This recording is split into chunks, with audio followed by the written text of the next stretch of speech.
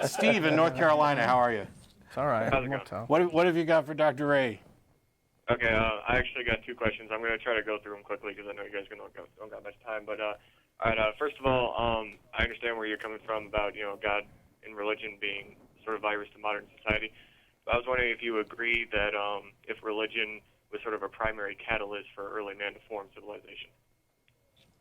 I didn't quite catch that last sentence. Oh, I'm sorry. A catalyst I was for wondering what? if you agreed if religion acted as a primary catalyst for forming civilization.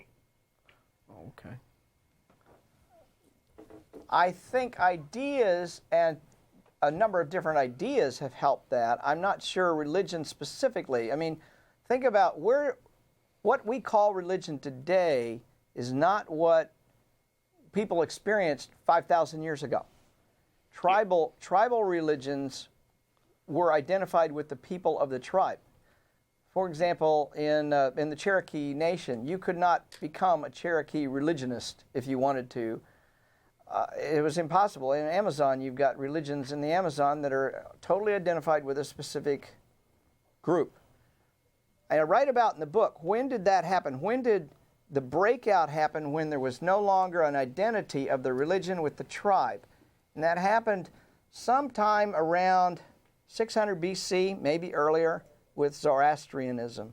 The first time any religion divorced itself from the culture it was in. And that was a revolution. And I've really not seen too many people write about this before. Did that help spur civilization? Well, I'm not so sure it did, because the Egyptians were doing pretty well before that, and they had a state religion that was identified with the tribe. The Babylonians, a similar thing before that. So you can see that there were pretty significant religions that had not yet, what I call in the book, decoupled. In 600 BC, though, there was a decoupling of religion, and when that happened, religion was able to propagate without respect to the tribe it came from. That was new. Even the Jews never figured that one out. So that's still a tribal religion. Judaism is still a tribal religion, if you will. Are you following where I'm going on this one? Yeah, I get what you're saying. So what happened was Zoroastrianism was able to propagate wildly and literally destroy other tribal religions as it became the religion of the Persian Empire.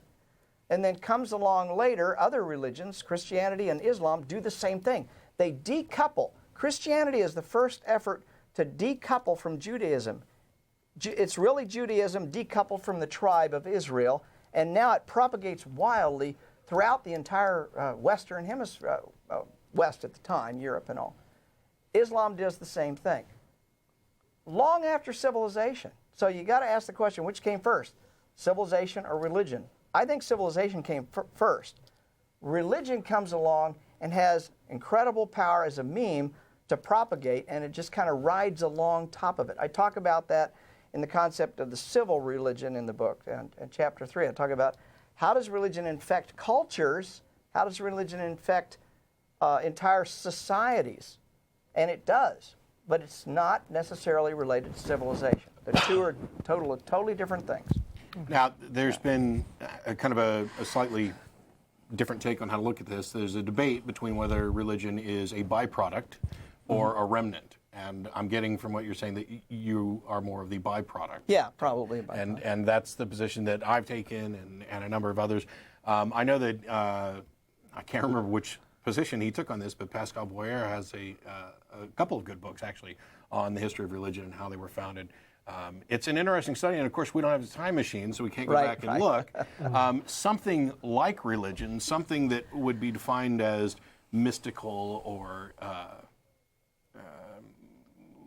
I was going to say something really bad, but I won't, has probably always been with us and ridden alongside. But it may be the case that the type of thought processes that go into building a civilization have as a byproduct religions and things like that. The fact of the matter is that none of us are perfect, and that's all it takes to get there. Remember, in answer to your question, the basic fact is religion existed long before there was even civilizations in terms of tribal religions. But what we think of religion today is decoupled from the tribe. None of us see ourselves as a tribe that's identified with a specific religion. It's a very different animal, and but the two are not necessarily related. Yeah. You had another question, Steve? I would agree with that. You had another question? Yeah, I just also, this is for all of you guys here. I was just wondering if you had any thoughts on maybe there's a direct relationship between Jesus and Buddha. Direct? No. Not that I know of. Although, you know, one of the lovely things about religion is that it just lets people kick their imaginations into overdrive. And I have heard some rather fantastic ideas about how this big gap we have in Jesus' life between, say, the age of 12 and 30. Someone came up with the idea that he went out east and spent some time in India and became a Buddhist. And I'm serious. I've heard that. So who knows? I think the sky's the limit there. So yeah, And evidently, I learned the other night that the Baha'i faith tends to view Jesus and Moses and I believe Siddhartha and several others as enlightened prophets or whatever. Yes. And I was on a podcast with a group of guys in Australia, the Godless Biz, and they were telling me about an individual who had given up his Baha'i faith because he actually opened the Bible and read in Numbers, I think it's 31, where Moses orders the slaughter of the Midianites. And he said, well, how can we revere this person as an enlightened individual when he does this? And his faith crumbles from there. It's another example of religion holds up right up until the point where you really start to look into it. So. Is that it, Steve? Yeah.